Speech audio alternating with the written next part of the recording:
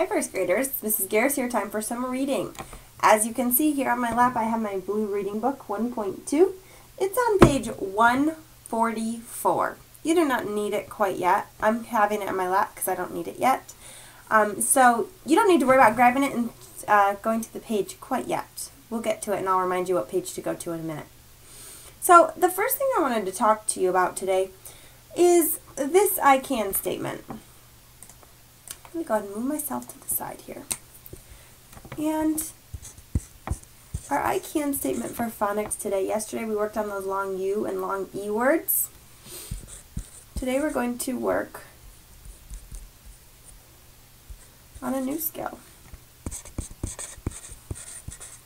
I can read the ending. Remember, we've worked on endings before. We've worked on the ending ing, and we've worked on the ending s. Today we're going to add a new one into our mind, ed. Okay? I can read the ending ed in words.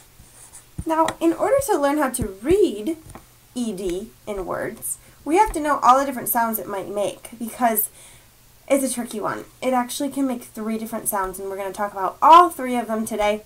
We won't master them today, and that's okay, but we're going to practice them today. So, I can read the ending ed in words. Let's talk about that. So, if I were to tell you, I rushed to the store. Rushed. And if I segment and blend the word rushed, it sounds like this. Sht. What does the last sound in my word sound like? T. There's one way that ed can sound. Rushed. It can sound like t, like a T. Here's another way. I printed out my homework to finish. Printed. When I segment and blend the word printed, I hear id. Printed. So I hear id. So ed can also sound like id. We have t and id. Alright, there's a third way. Like, I stopped and smelled the flowers. Smelled. Smelled. D. So we have t, id, and d are the 3 sounds that these eds can make in words. Now, that might sound a little wild right now, but as you become a better reader, you'll kind of learn the trick that it just sounds right one way or the other, and the more you practice, the better you'll get. So let's start somewhere. We're going to start right now. Okay? I'm going to go ahead and write those words that we just talked about.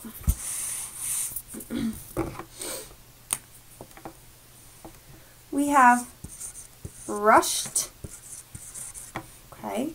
In rushed, I have this first word. It's called the base word, right? Rush is the base word. And we have an ending ed. Rushed. It sounds like a T, right? Okay, then we had the word printed. Print is my base word. Ed is my ending. Printed. It almost sounds like that would be an I. Printed. Okay, and then the last word was smelled. My base word is what? Smell. My ending is ed again, but this time it just sounds like a D by itself, right? Rushed, printed, smelled. Okay, there's our 3 ways that that ed can make a sound. Now it's time for you to practice with me. Remember I said it's not going to be perfect today, and that's okay, but it's practice. So now I'm going to grab my blue reading book.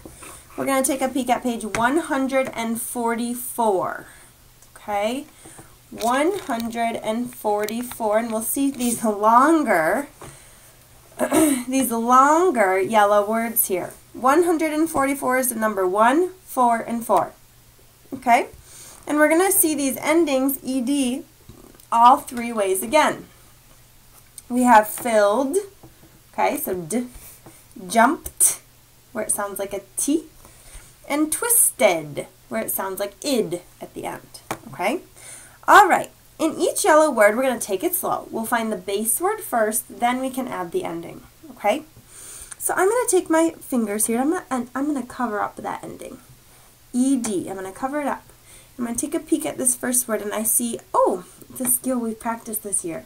The A-L together in a word does not sound like al, it sounds like aw. All. Our base word is call. So I call my friends, or I called my friends. All right? Go ahead and practice with me again now. Now we have this A-L again. Aw. What's our base word? T-aw-k. Talk. Good. I talk to my friends, or I talked to my friends. Has that t sound. When we said called, we had the d. When we said talked, our mouths make the t sound. Okay? All right, another one. Cover up ED with your fingers. This is also a great strategy you can use in any book that you're reading if you ever see an ending. Find that base word first, then add your ending. Okay. Munch. Remember CH? Ch. Good. Munch. What's our word? Base word is munch. Munch. Add your ending. Munched. That t sound again. Munched. I munched on some carrots with my rabbit. Okay, I have another one here. ED, cover it up. What's our base word? Add. Oh, that's simple enough. Add. Make sure you're following along doing it with me. Okay, let's add our ending. Added. I added the two numbers together. Good job. Last one. Oh, I think we already worked on this one, didn't we? Let's see if we know or remember. Print. Print. Print. And add your ending. What's our word? Printed. Very good. I know those can be very, very tricky.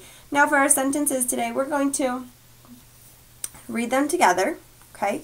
But we will read them together 2 times so that we can make sure we sound nice and smooth by the second time. Okay? Number 1 starts with the name Vic, okay? Vic called Lil and talked as he munched on lunch.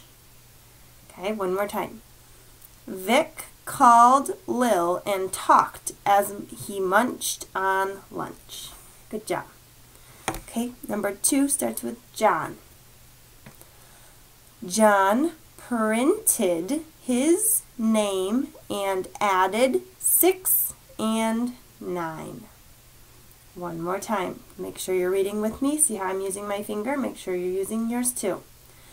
John printed his name and added 6 and 9. Great, great work. Okay, those endings, ED, can be tricky sometimes. It might not be perfect today, but we'll keep working on these all year long, okay? Okay, now what we're going to do is we're going to turn a page, and our last task for the day is reading this story called Life in the Forest. Life in the Forest is written by Claire Daniel, and just by looking at this title page, I can see real photographs of a forest and some animals and insects that might live there.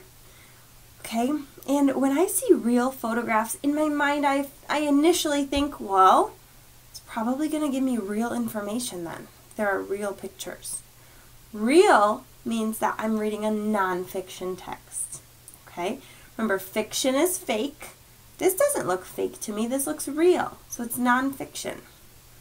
And remember, this week we are thinking about author's purpose. Why does the author write this book? Does the author write this book to give me information? Or does the author write this book just to entertain me and make me laugh or giggle or cry a little bit or just to have some fun? Okay? We might not know that until we're done reading it. So, go ahead and get your page ready. I'm on page 146, 146. Now, if you like animals, you're going to like my book, my story this week, Life in the Forest. I'm going to go ahead and get rid of my face so you can just see these lovely pictures. Please make sure you have your reading finger ready and read along with me as best you can. We can find life in the forest. It is a busy place. Okay, this now, see how this text is a little bit different? I know my lighting's not very good right now. It looks different than this. It's a little bit smaller, a little bit thicker though.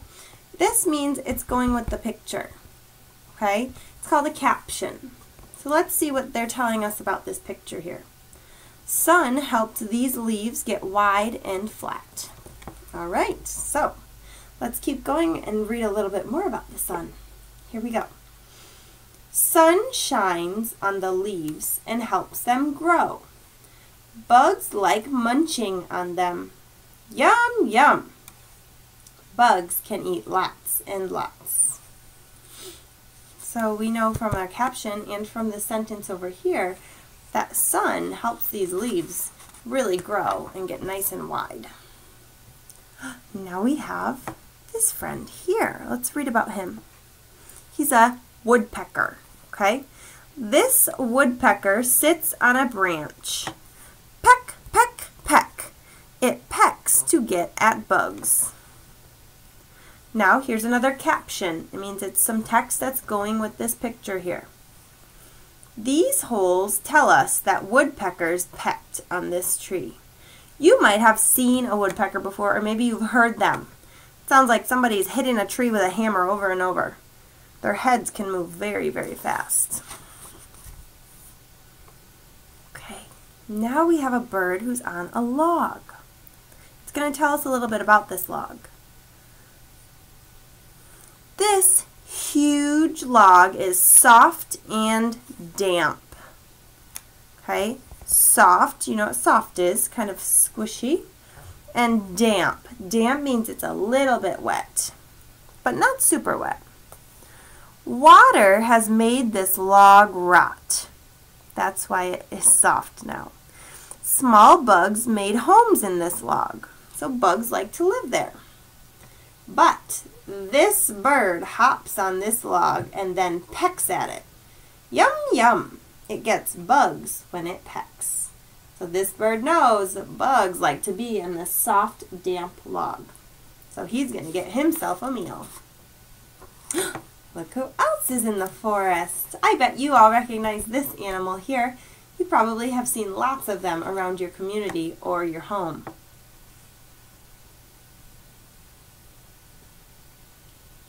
Yes, it's a squirrel. Nuts grow on trees, then fall all around.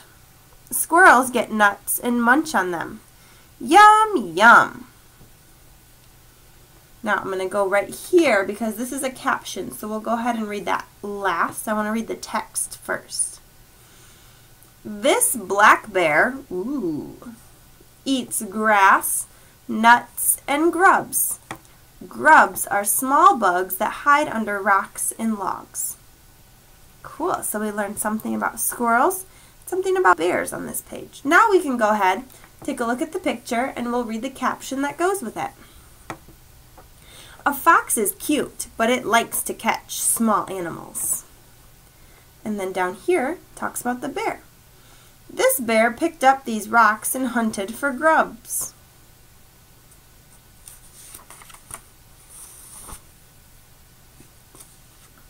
All right, so again, this is a caption. It has that smaller text. We're going to read this first.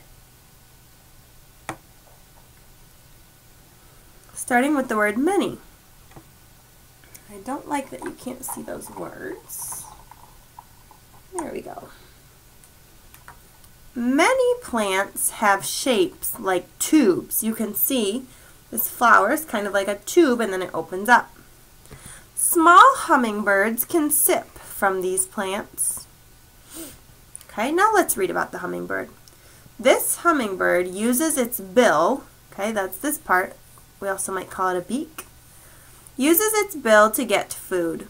It sticks its bill in this plant. And here we have another hummingbird. Hummingbirds can catch small bugs too. So we learned two things that hummingbirds sip or eat.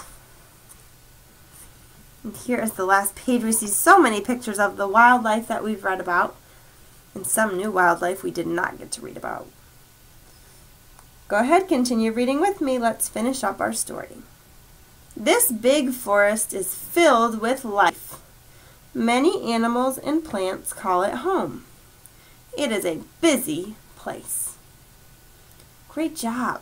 Now that we're finished reading the story, you might, hopefully, be thinking about the author's purpose.